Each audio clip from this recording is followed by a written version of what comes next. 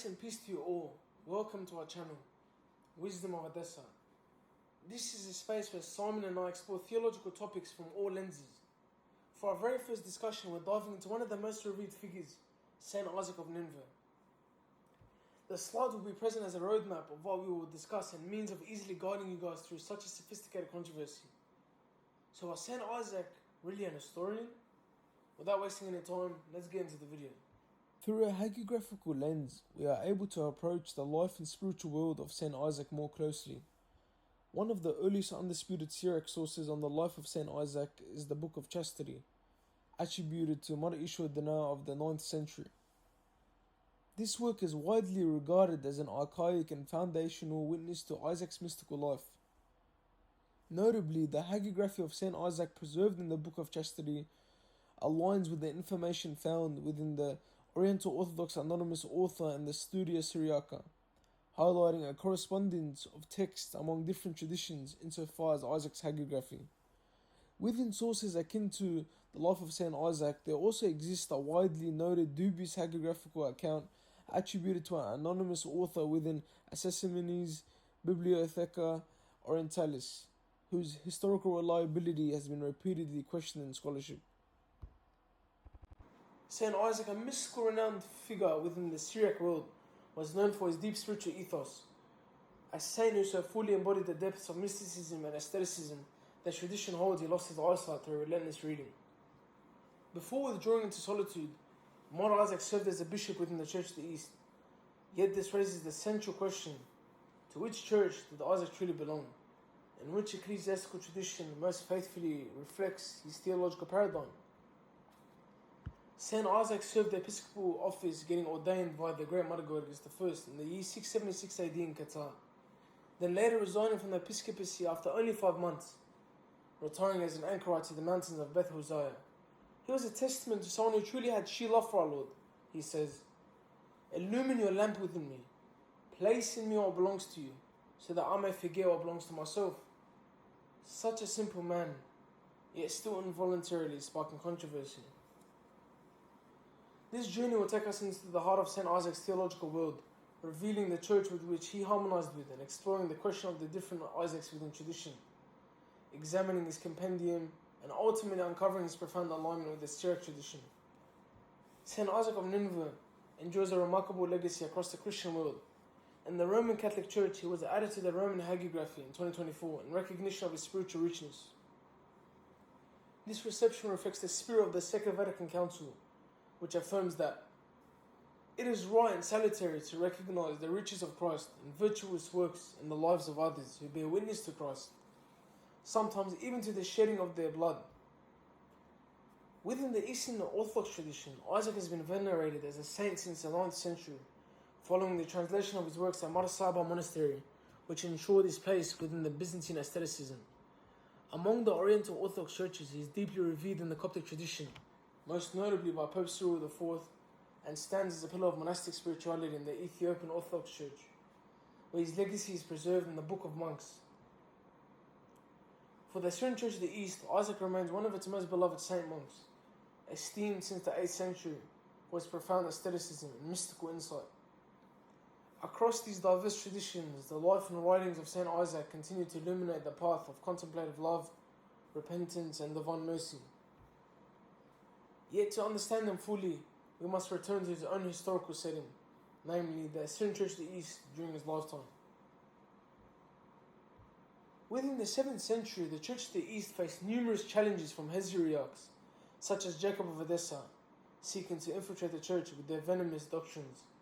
But before we digress, by mentioning all the heresies that tried to infiltrate the church, as there was many, a crucial point is illustrated earlier in the 6th century, within the Second Council of Constantinople, wherein it anathematized the works of St Theodore, not his personhood, along with his teacher Theodore of Tarsus.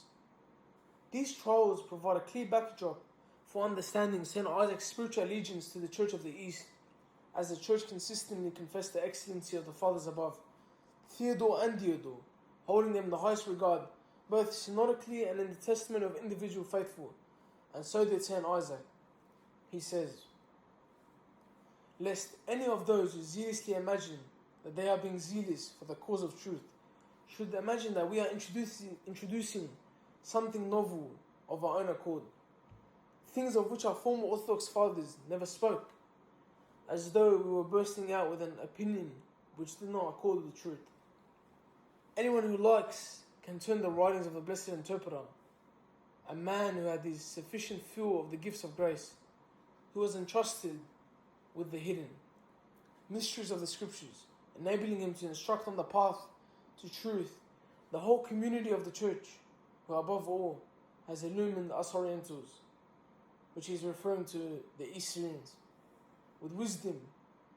Nor is our mind's vision capable enough to bear the brilliancy of his compositions, inspired by the Divine Spirit. For we are not rejecting his words, far from it.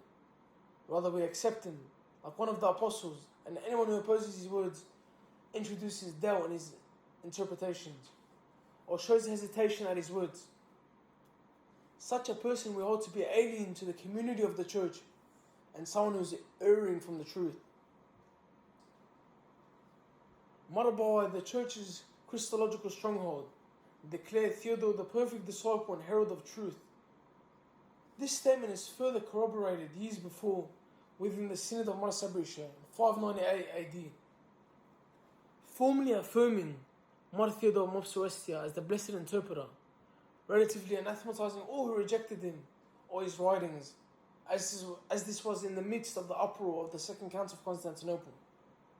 We cast out and anathematize all who reject the interpretations, traditions, and teachings of the approved teacher, the Blessed Theodore, the Interpreter. Moreover, it posits, we believe in the Blessed Theodore and all his followers. This acknowledgement of the great doctor is echoed by St Isaac himself, showcasing his alignment with the Church's synodical canons and theological expressions by virtue of Marbawa.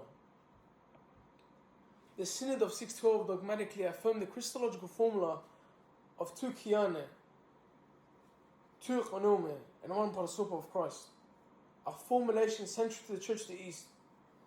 While this cannot directly prove St Isaac's affiliation to the Church of the East, as he did not actively participate in these Christological debates, a close examination of his phraseology provides subtle indications of the Church to which he belonged to, and by default we can ascribe a Christological framework to him.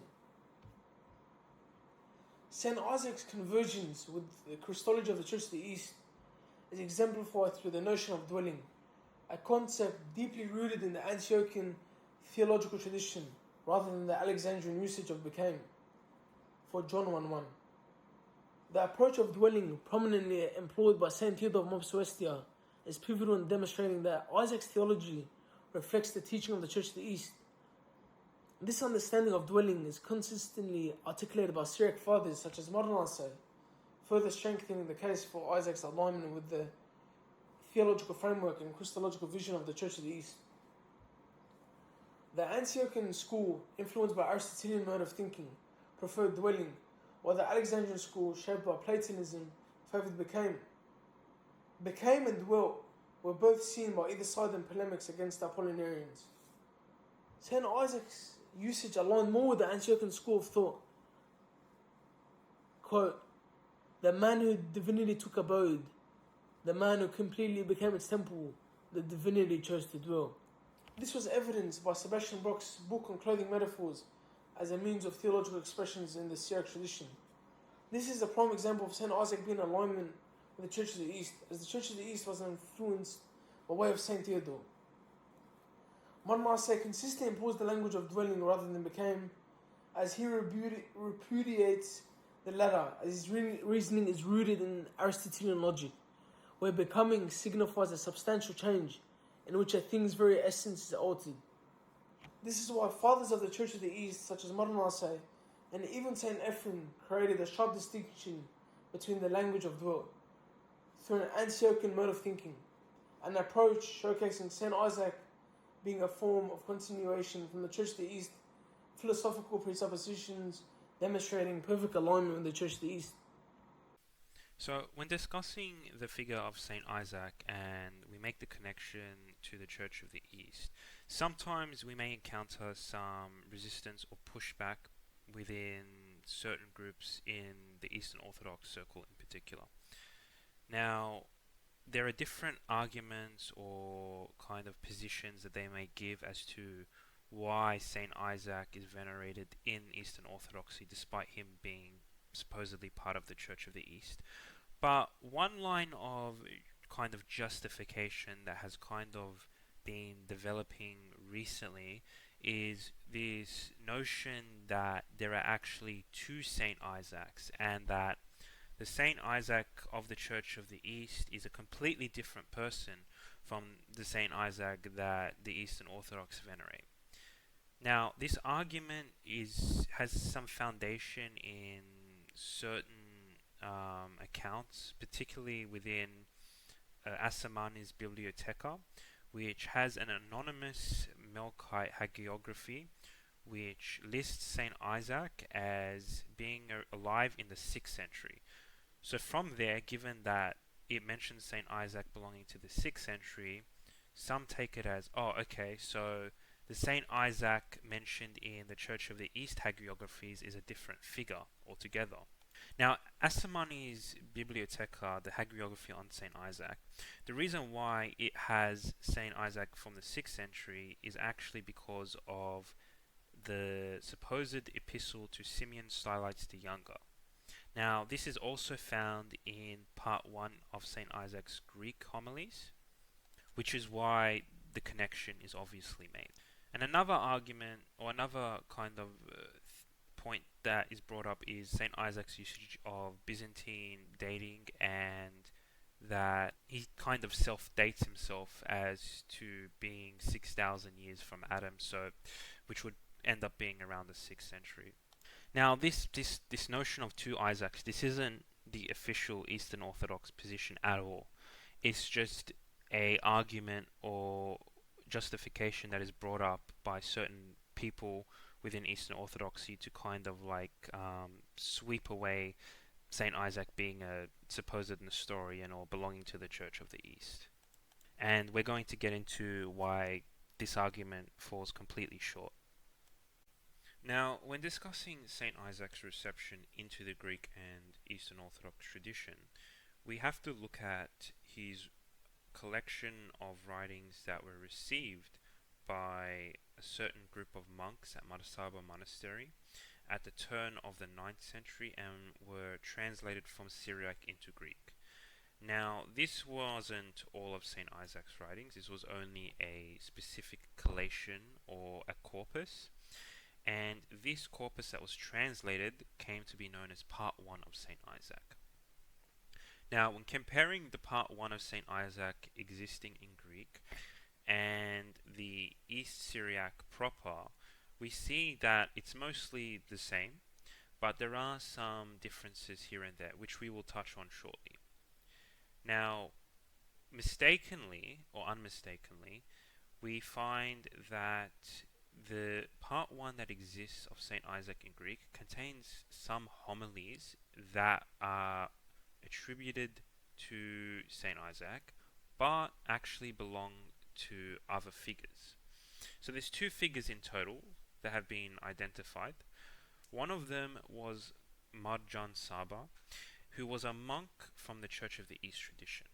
Now, this isn't something new that scholars in the 20th or 21st century have kind of stumbled and discovered, but it was recognized by those in the Eastern Orthodox tradition as far back as the 18th century.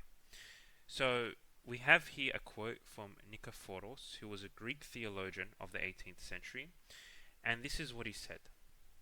Concerning the homilies, one should know that the 2nd and the 7th are not the work of our Isaac, as Assamani shows. The former is the 20th of John Saba, and the latter is his 8th homily. John Saba was a monk from Nineveh who flourished in the middle of the 6th century of the incarnate dispensation, and dwelt in a monastery called Valiatha, situated beyond the Tigris River.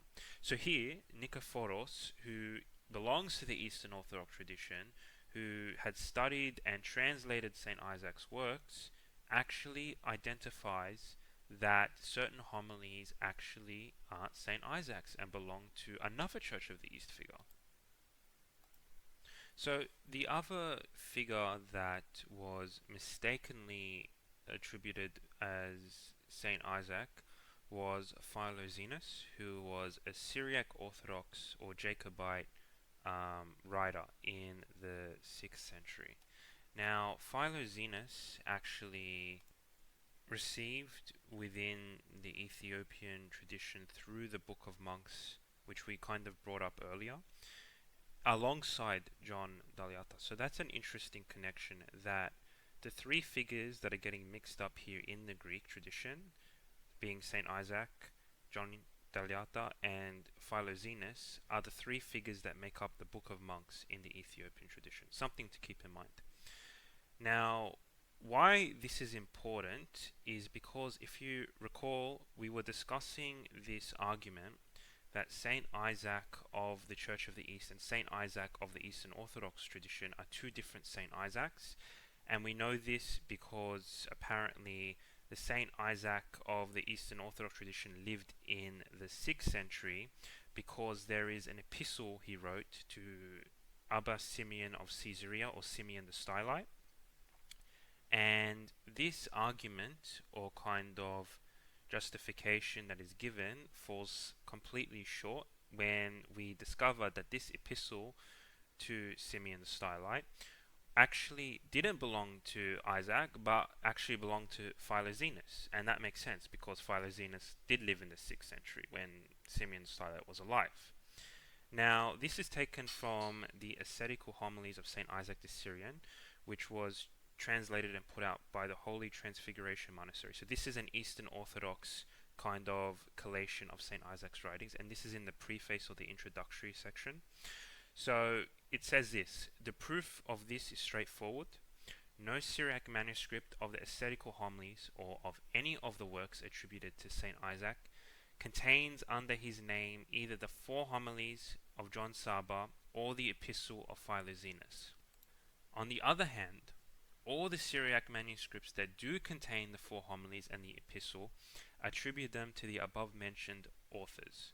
Further, it is an easy matter to see how the translated included these works in or appended them to the ascetical homilies. So then they list a specific manuscript and they point out how the Greek translators possessed a manuscript similar to this one, and knowingly or unknowingly added the epistle and the selection of John Saba's homilies to the text of St. Isaac's writings. So this other argument that is brought forward is that St. Isaac belonged to the Greek tradition and he lived in the 6th century because he used Byzantine dating, and he self-identifies himself as living around the time of 6,000 years after Adam, which would be around the 6th century. So we're going to point out why this is a bad argument. So regarding the Byzantine dating, this is what St. Isaac says. He says, for more than 5,000 years, the Lord left Adam to toil in that first husbandry. So he's recognizing that there has been 5,000 years, around 5,000 years, between Adam and Christ. And we do know that that is the dating found in many Greek writings and among the Byzantine Church.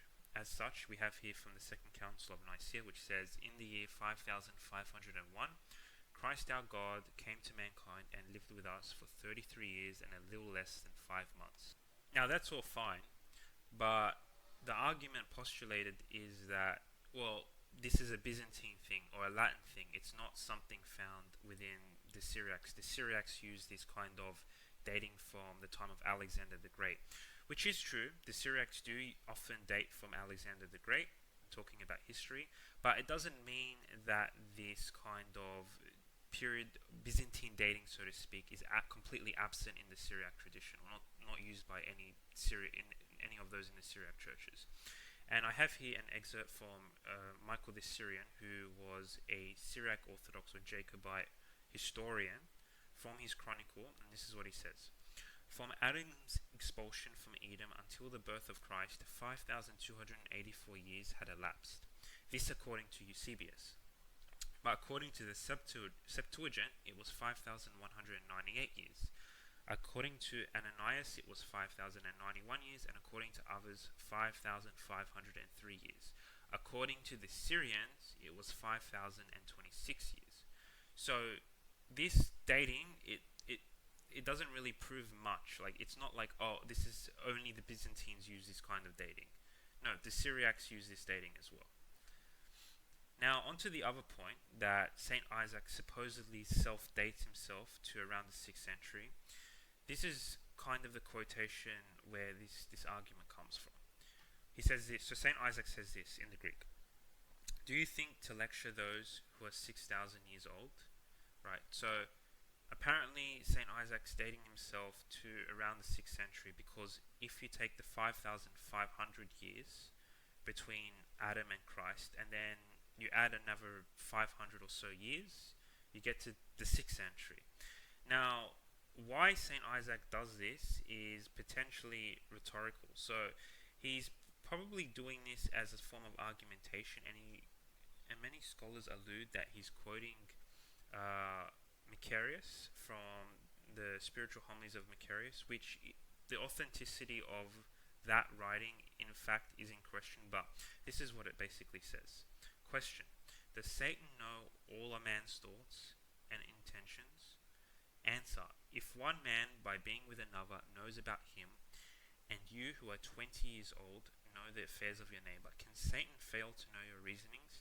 He has been with you from your birth. He is 6,000 years old. So we know that St Isaac loved Macarius, and he quoted him often. So this kind of usage of St Isaac saying, do you think to lecture those who are 6,000 years old, could simply be a reference to Macarius' writings. Now let's look at St Isaac in the Greek and compare it to what we find in the East Syriac version. So in both the Greek and the East Syriac in this section, he's basically talking about the majesty being concealed in the cover of flesh, which acts as like a veil. And then he uses language where he talks about it being as like a garment, which Providence wove from the womb. Now this is perfectly orthodox. This language is used by St Ephraim, it's used by Madnasai and other writers, so nothing out of the ordinary here. But then he talks about the Virgin, Mary the Theotokos in the Greek.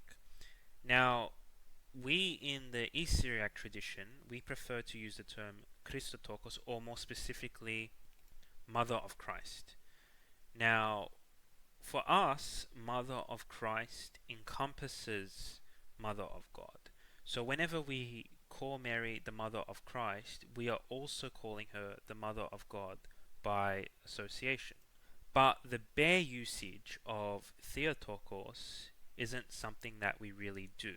Not that it's wrong to do, but it's just not really our preference. So, firstly, the idea that St Isaac would even use the term Theotokos, it's not really accurate, because St Isaac didn't speak Greek, he spoke East Syriac or Aramaic. But even from a theological perspective, he would not have used the term Mother of God in the Syriac, given that we would use the term Mother of Christ.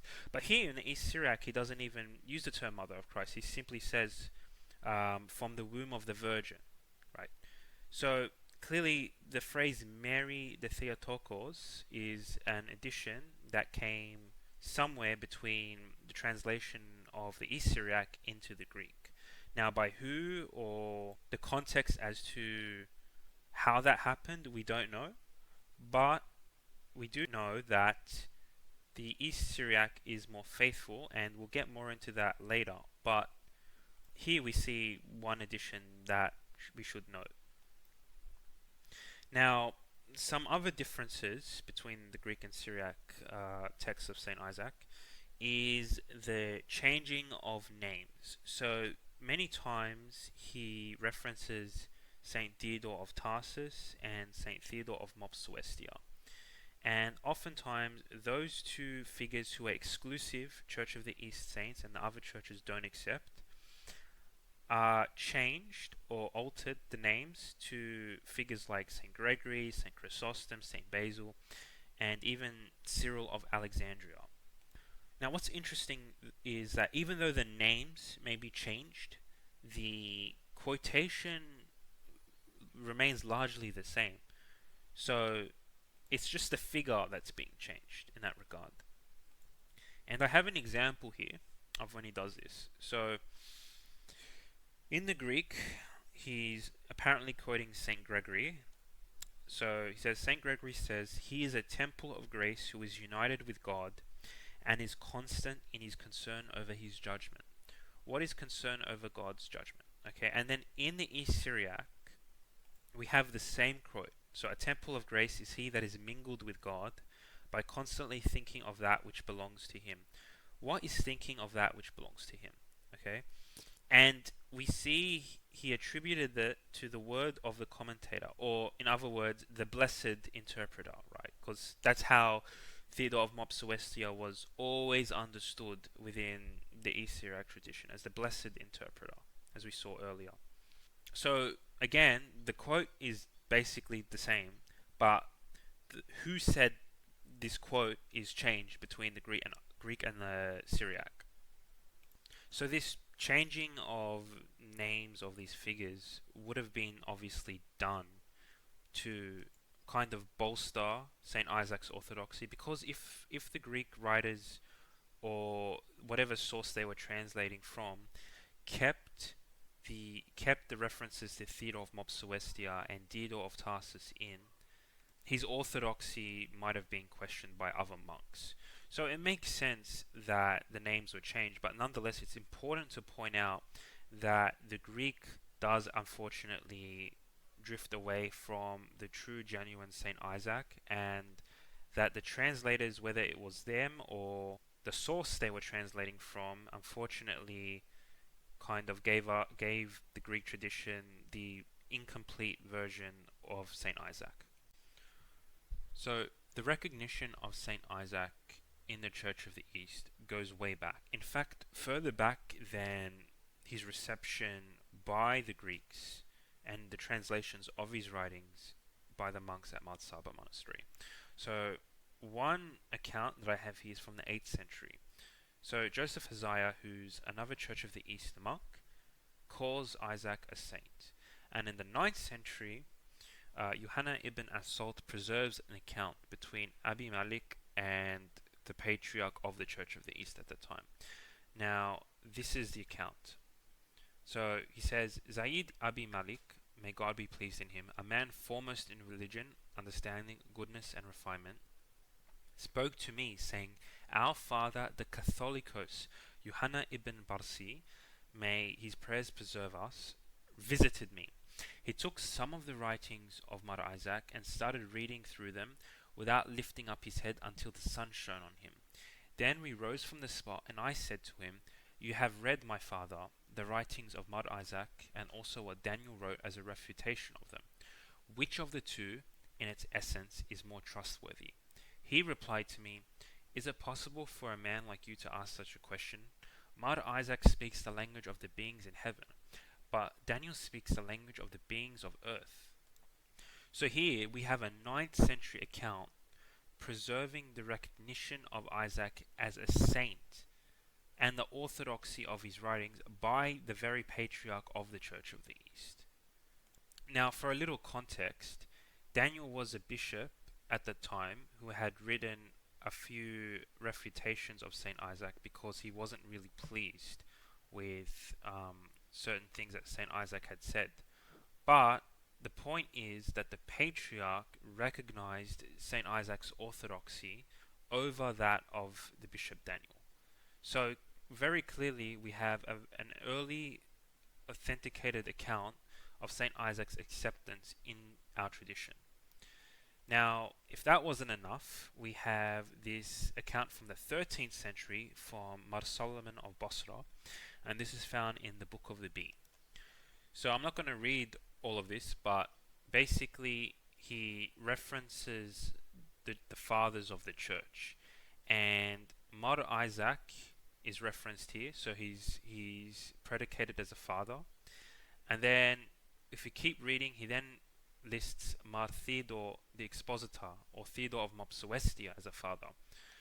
So St Isaac is grouped with St Theodore of Mopsuestia, who, as we know, is a very important saint in the Church of the East tradition, who was recognized by St Isaac as well. So there is absolutely zero reason to doubt that St Isaac was always viewed as a father and saint, and that his writings were always revered and respected among other Church of the East saints and figures. The Vatican Syriac 367 manuscript is attributed to the mystical St Isaac and is dated to approximately 700 AD. The manuscript explicitly refers to Theodore of Mopsuestia with the epithet, the Blessed Interpreter, a title firmly upheld and substantiated by the synodical tradition of the Church of the East.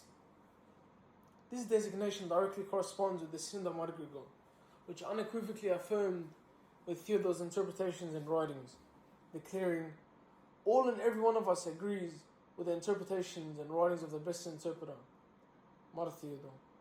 Unlike Memphite Greek receptions, they substituted names with Cyril appearing where Theodore should be, Diodore swapped for Dionysius or Basil and Evagrius, credited under the likeness of Gregory of Nazianzus.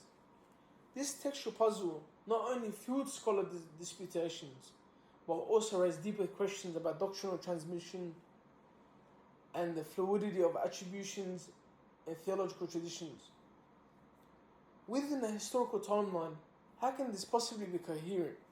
To wrap up this video on the mystical St Isaac within the Syriac world, I want to thank you guys and truly pray that you guys benefited from this video. So I want to wrap this up with a quote from Ibn as-Salt.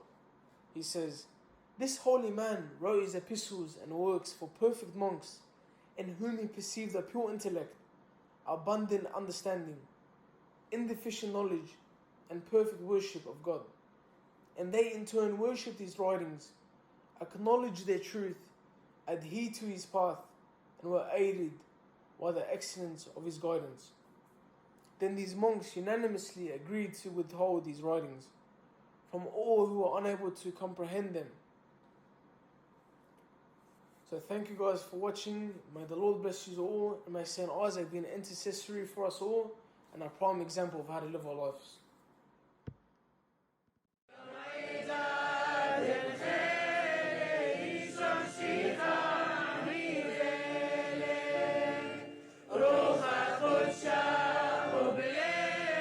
Mario